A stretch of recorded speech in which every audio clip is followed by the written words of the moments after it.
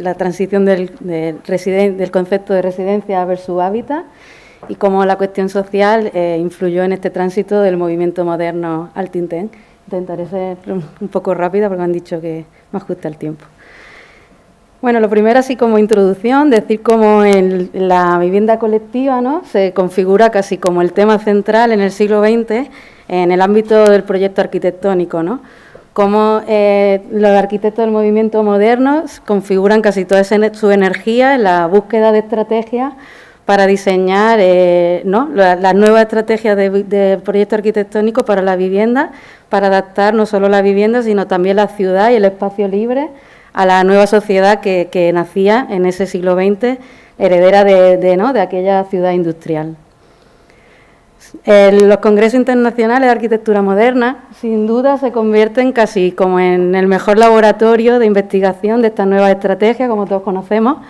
Sin embargo, en lo que yo me voy a centrar es cómo a partir de la Segunda Guerra Mundial se evidencia un nuevo comienzo de la modernidad a partir de la presencia de los jóvenes arquitectos en estos congresos, lo conocido como la llamada tercera generación, ¿no? Se evidenciaba así cómo se iba a producir una transición dentro del seno del movimiento moderno y cómo se iban a introducir también posturas alternativas en este contexto del proyecto arquitectónico de la vivienda colectiva.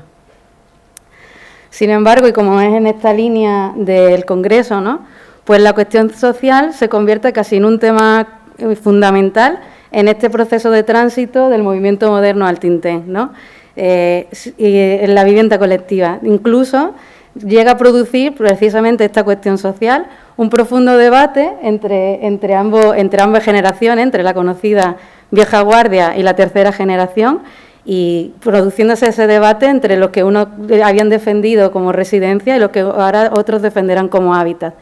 Me centraré precisamente en el CIAN 9, porque será casi como el punto de inflexión donde estos dos términos casi que se confrontan entre sí. De una manera muy rápida, y citando la gran primera fase de lo que serían los congresos internacionales, regida casi por el movimiento moderno, que abarca desde el 1928, que fue, ¿no?, la fundación en la Sarraz, hasta el 1951, digamos que en esos 8 congresos pues se produce toda esa gran base teórica del movimiento moderno en relación a la vivienda colectiva, ¿no? Sin embargo, haciendo un repaso rapidísimo casi en cuáles son los sistemas arquitectónicos de la vivienda colectiva que allí casi se fundaron, es evidente cómo la vivienda colectiva que ahí se definía se basaba en estos principios del movimiento moderno en búsqueda de la estrategia que necesitaba esa sociedad del principio del siglo XX, ¿no? Estrategias como la higiene, el espacio libre, como en los primeros congresos, ¿no?, se ven ejemplos residenciales como Kiefkoek o como los análisis de Gropius, del análisis de cuánto era el espacio libre necesario entre bloques en función de la densidad o de la altura, o cómo también se estudiaba la vivienda, ¿no?, en aspectos tan básicos como el existence minimum o cuál era la dimensión específica de una vivienda para que tuviera esa eficacia del espacio doméstico y tener así también la mayor densidad, el mayor número de viviendas posibles, con ejemplos, por ejemplo, como la Darmstadt-Siedlung o otro ejemplo de numerosas Siedlung, como hemos visto incluso antes, ¿no? Sin embargo, también es evidente que la Carta de Atenas se convierte casi, como todos conocemos, ¿no?, el estigma que todos apoyarán, que se fija casi como las bases donde queda fija el movimiento moderno, en aquel famoso CIAN 4 entre Atenas y Marsella, ¿no?, con Le Corbusier. Pero como también es importante destacar cómo incluso Le Corbusier, aunque se fijaba ahí como las 4 funciones principales, ¿no?, como siempre se defendía la habitación, o sea, la vivienda colectiva, casi como el primer orden de esa jerarquía que se tenía que centrar lo que para ellos era la residencia, ¿no? Así que a partir de la Segunda Guerra Mundial,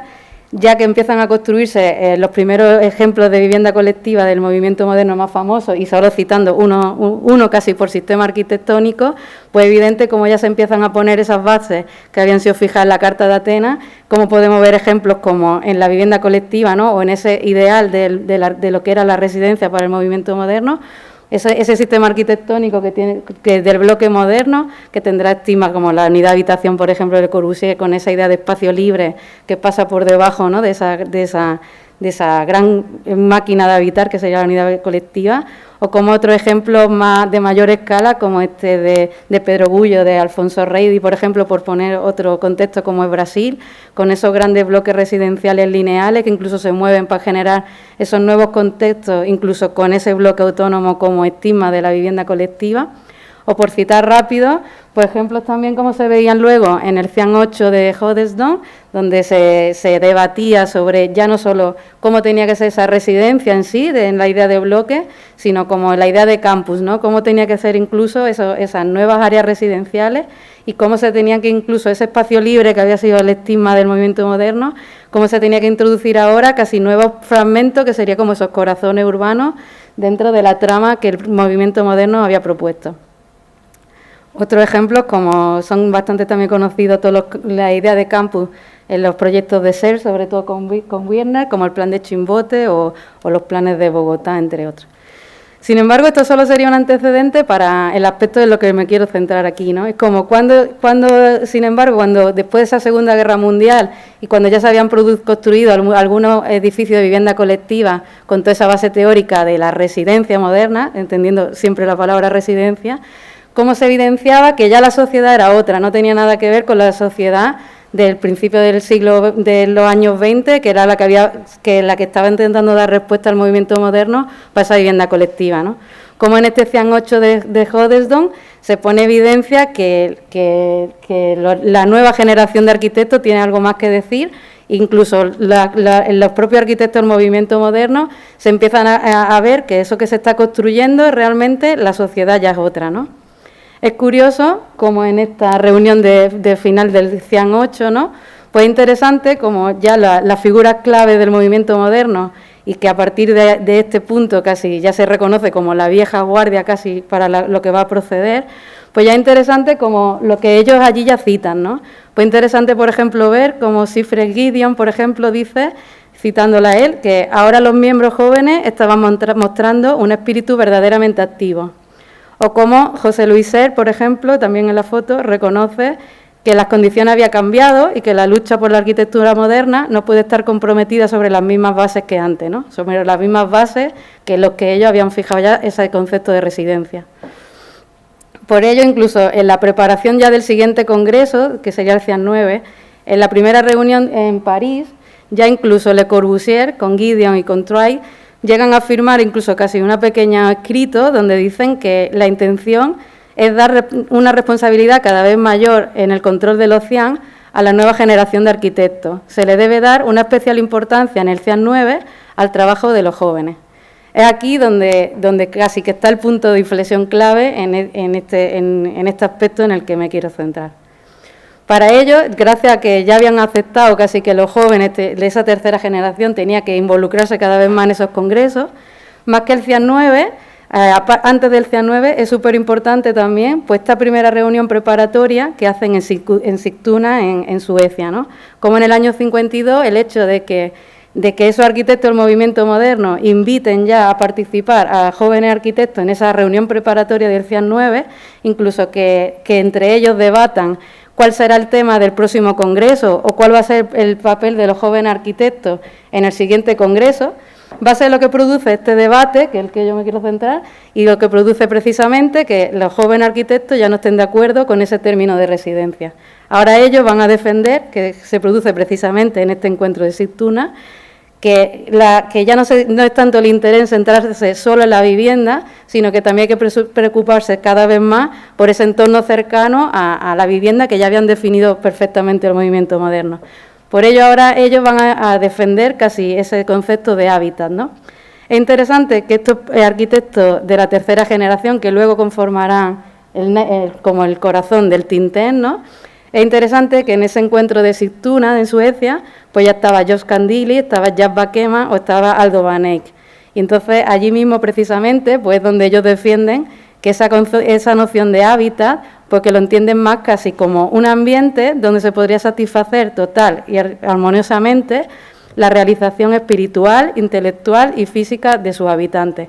Ya se empieza a ver aquí cómo esa cuestión social, que aunque para el movimiento moderno también había sido importante, sin embargo, esa sociedad ya era otra. Entonces, esos principios estaban cada vez empezando a transformarse, ¿no?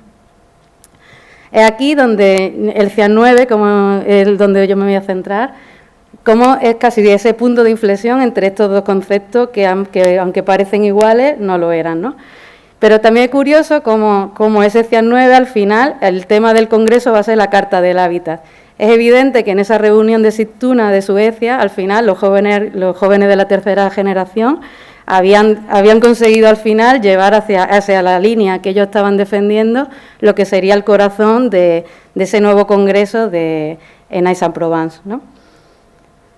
Es interesante también que el tema sea la Carta del Hábitat, no solo por el nombre, sino porque ya estaban diciendo casi implícitamente que casi que lo que querían hacer era casi una renovación o una transición de lo que en aquel CIAN 4 se había defendido como la gran carta de Atenas del movimiento moderno y aquella que fijaba casi todos los principios básicos de la vivienda colectiva de la modernidad, ¿no? Es interesante también cómo en ese folleto que resume al final aquel congreso, pues no definen qué era la Carta del Hábitat, pero antes de empezar el congreso casi que ponen como base algo así como que resume Bodiansky, que decía que la Carta del Hábitat será un contrato, un manifiesto que consistirá, por tanto, en una obligación para la sociedad de asegurar a cada individuo que la compone un hábitat. Será una exposición de principios simples, universales y fáciles de asimilar. Esa era casi la intención que tenían de lo que querían producir a través de ese congreso. A través de ese congreso, pues en ese pequeño resumen al final, ¿no?, muchas definiciones también harán del hábitat, recogerán ahí casi como pequeñas estrategias de esa nueva mirada hacia la vivienda colectiva, o aquí, ¿no?, cómo sería esa contribución al estudio del hábitat si se hacía. Y es interesante también empezar a atender en definiciones del hábitat, como la que dice Annie Pedret, por ejemplo, que ya la tercera generación ya no entendía esa vivienda colectiva como la residencia, como habíamos dicho, ¿no?, sino que esa noción de hábitat iba más allá y era casi un deseo común por crear ambientes que estimulasen la relación entre los habitantes, entre los edificios y entornos, y donde se pudiese acomodar las necesidades culturales de la gente. Por lo tanto, era súper importante estar en ese presente, como hemos dicho hoy en el nombre del Congreso, en ese presente que era la realidad social de justo ese momento del 53, ¿no? También interesante ver cómo en ese Congreso ya es súper evidente la presencia de los jóvenes arquitectos de la tercera generación y cómo también, aunque seguían esa manera de presentar los proyectos durante el Congreso de Aix-en-Provence, con la idea de la grilla, ¿no?, aquella que proponía Le Corbusier, sin embargo, en algunos ejemplos, que ahora ya se llama como el Grid of Living, ¿no?, como ya los propios ejemplos que traen ya los jóvenes arquitectos, cada uno en contextos internacionales muy diferentes, es interesante ver cómo en esa grilla, ¿no?, como en esa retícula, lo que están analizando ya no son ejemplos claros solo de ciudades o solo de vivienda colectiva, sino están analizando algo más, que es eso, que nos van acercando más a la idea de hábitat, porque como se puede ver son más casi esa idea casi de ambiente, ¿no? Esa idea como aquí en este ejemplo del grupo Gamma, donde estaba Candilis o Miquel Echobar, que, ¿no?, el hábitat para el gran número en Marruecos, o en esta otra de Vindoville, por ejemplo, o en Alexander Porde del grupo Obud, dirigido también por Jacques Bakema, ¿no?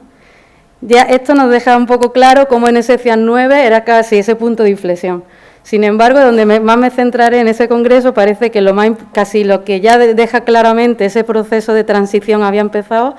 casi que es las dos propuestas que en ese congreso van a mostrar Alison y Peter Smithson, ¿no? Es claro que con las dos propuestas que ellos proponen allí, su grilla que sería Urban Reidentification y el proyecto del Golden Lake,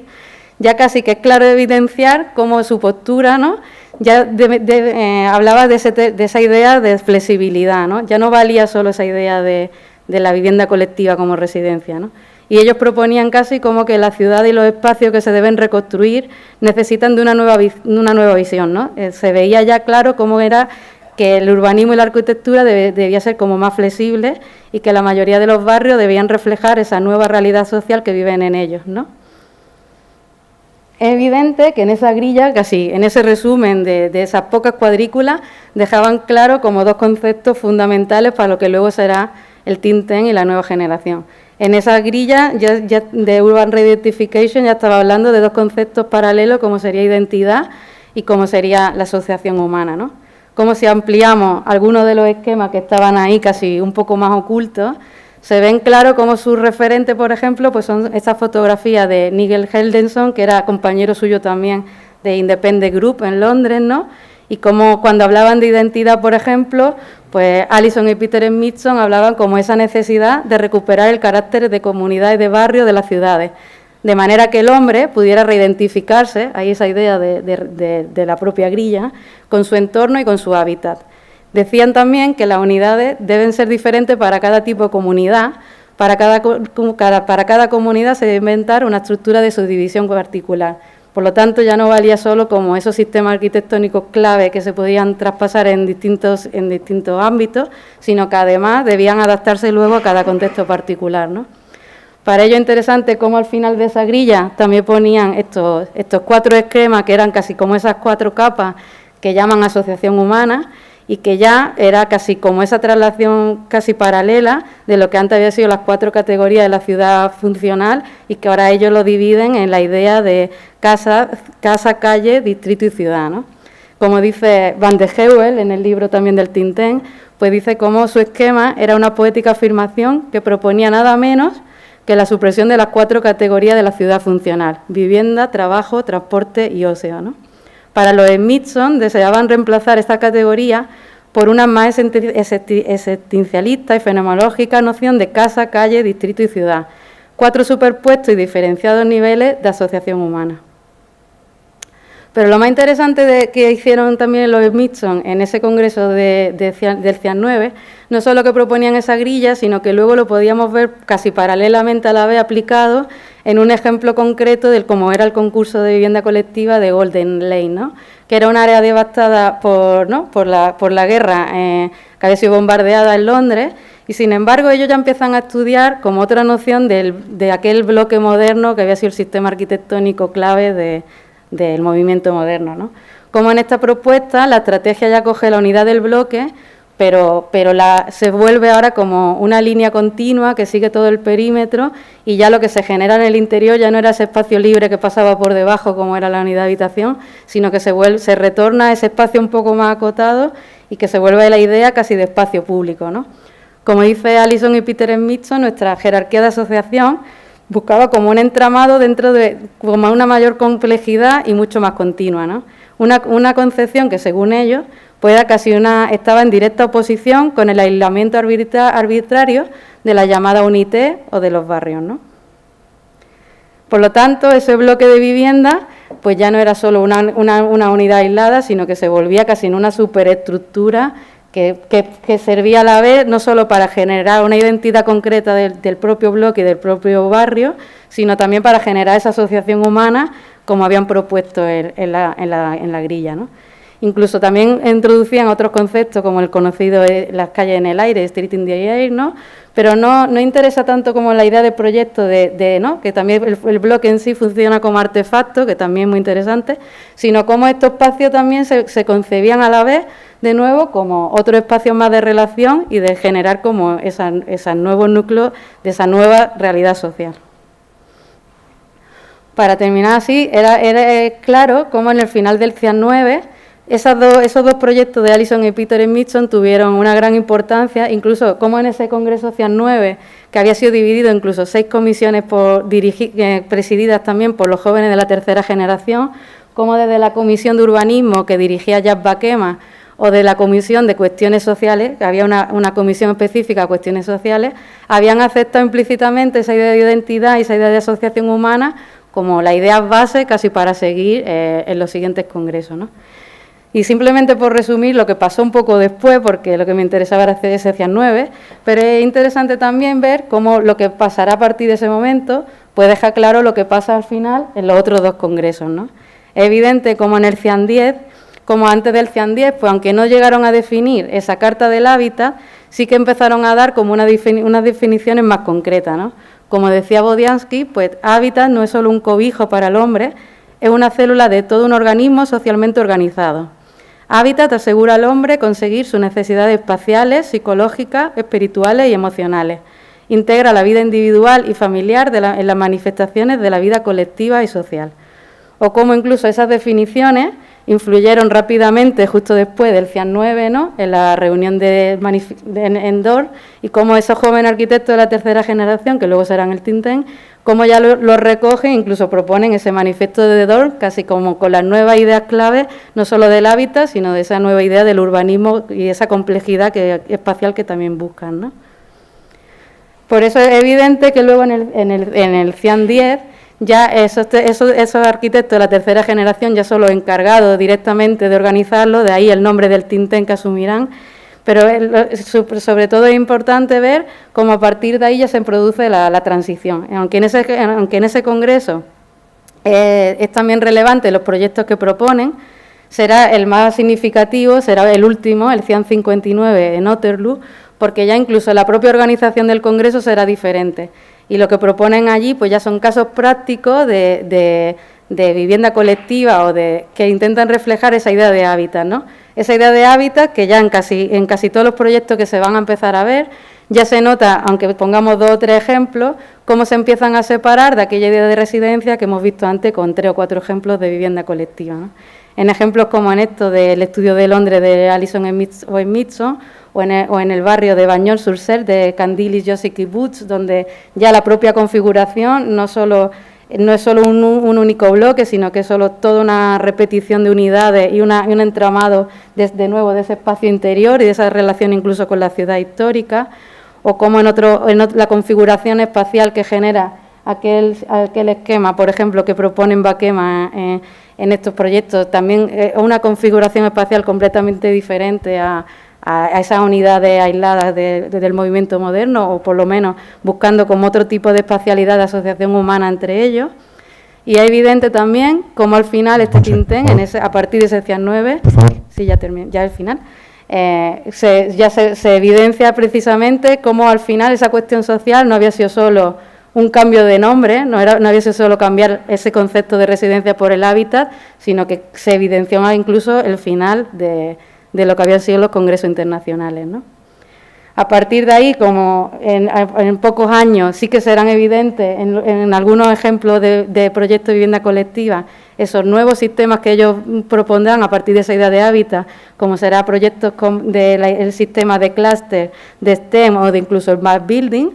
pero como eso sería un poco alejado, lo que sí me gustaría es volver incluso a aquel CIAN 9, el que se había celebrado en Aix-en-Provence. Y lo que sí es interesante es cómo aquel congreso, donde por primera vez habían estado los arquitectos de la tercera generación, ahora es cuando tiene relevancia volver y saber que la fiesta de clausura, por ejemplo, había sido en la terraza de la unidad de habitación, ¿no? Es interesante ver cómo en la terraza de la unidad de habitación de Marsella una fiesta nocturna ponía fin a que decían 9, donde la vieja guardia y la tercera generación coincidían y donde habían debatido esos dos conceptos. Es decir, sobre un icono de la residencia del movimiento moderno se había iniciado así la transición casi poética, al menos para mí, hacia un nuevo comienzo de la modernidad. Sobre la máquina del habitar, los arquitectos del think tank habían iniciado ya intensamente una nueva búsqueda hacia la idea del hábitat.